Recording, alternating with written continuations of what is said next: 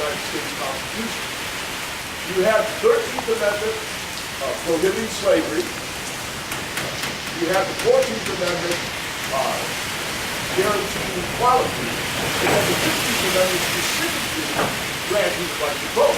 But of course, all an amendment is a platform on which to build actual legislation. You may have an amendment that is several paragraphs long, but when you look at the legislation to put that amendment into practice, volumes. But that is the nature of politics.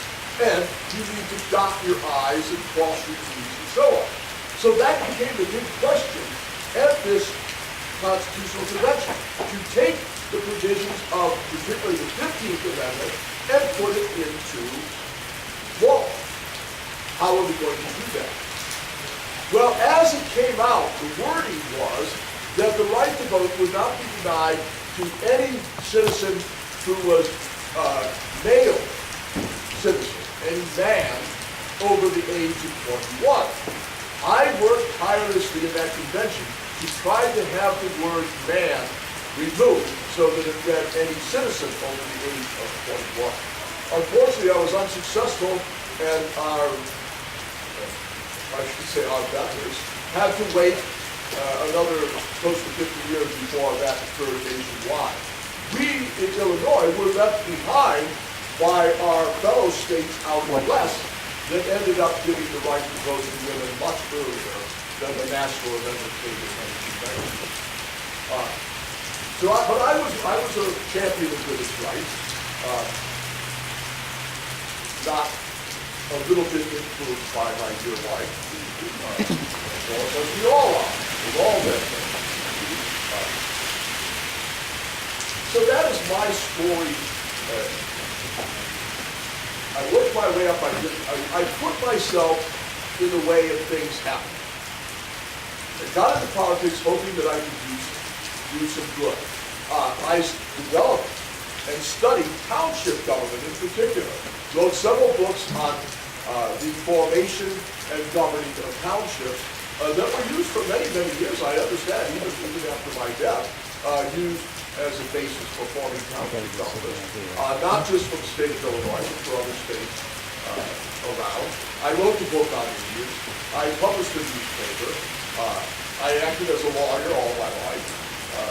So I felt that I went to my maker, having done what I could for the good of humanity, that I myself benefited from it, was a nice byproduct, so to speak, but as I look back, I have no regrets. Possibly, maybe regretting the fact that I was so far away from my son out in Seattle. My brother John tended to say, but I was there in Chicago, which he would probably say even to you, President Lincoln. That's Chicago's story. Anyway, I thank you for coming here to hear me. If you have any questions, I will try to answer them. And I hope that you enjoy, I was about to say this wonderful weather that we're having, but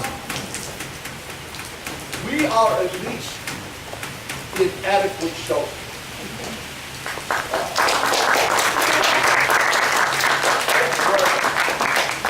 Do you have any questions? Are there any descendants of Shanes alive today? There are descendants. They're I believe mostly from my daughter. I'm not sure about my son out in Seattle. How involved was he with national politics? With national politics? I was confined fairly, in terms of actual participation, my work was strictly with the Illinois legislature. Like I say, I developed quite a good relationship with President Lincoln early on. We met, as I say, in 1947 at the Rivers and Harbors Convention. And through veterans who came back from the war, I had a good look at the war, and some of them went into national politics. But I stayed pretty much in Illinois. Got to know a lot of people in Illinois. I knew Andrew C. Cook again in Wakanda. And we worked with him somewhat on the township organization. Do you know if any of your books are still available? The Indian book, well, the township books are probably not very much looked at today, but for quite a long time after I died, they served as guides to township government. People are looking at townships, particularly in Illinois, where there are so many different layers of government now.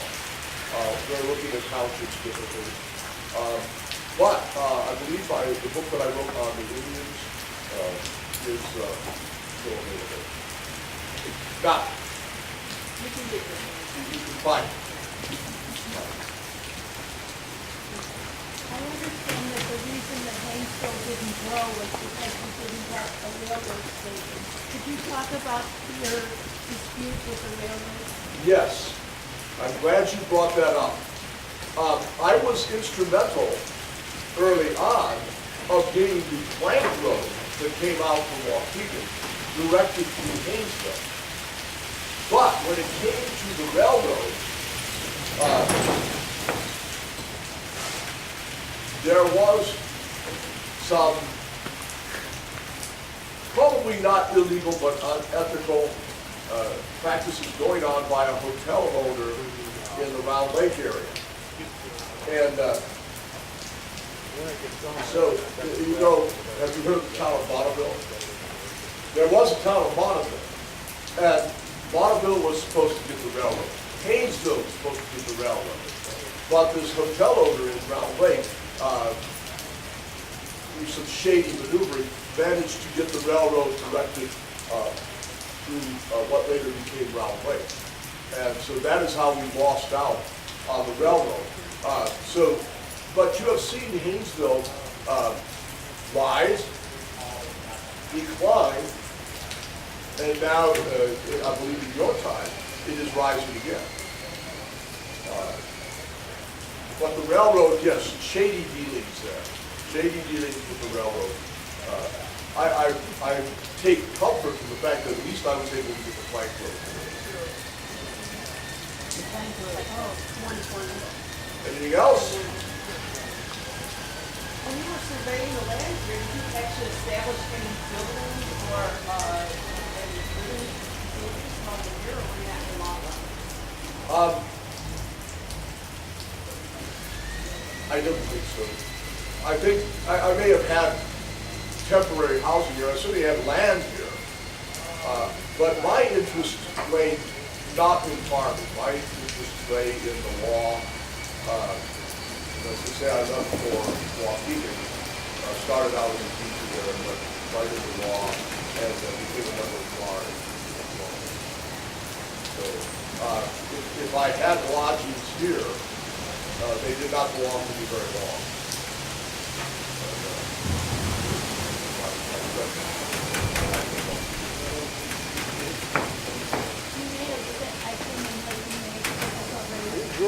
Yes, I'm fine.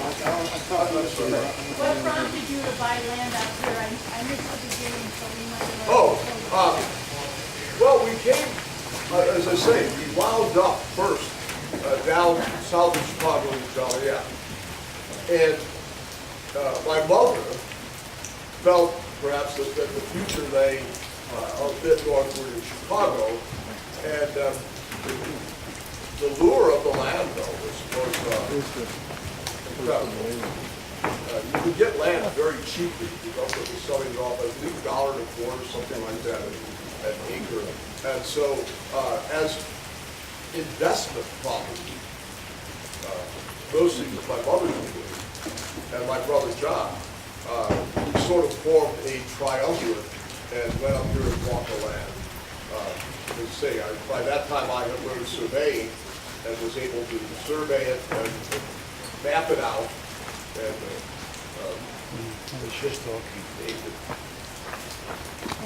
There's a, yeah. My mother And was then when quite the other age quite starts. a woman herself. A force of nature. As most women. And gentlemen, we ignore them at our peril. Oh, you're welcome.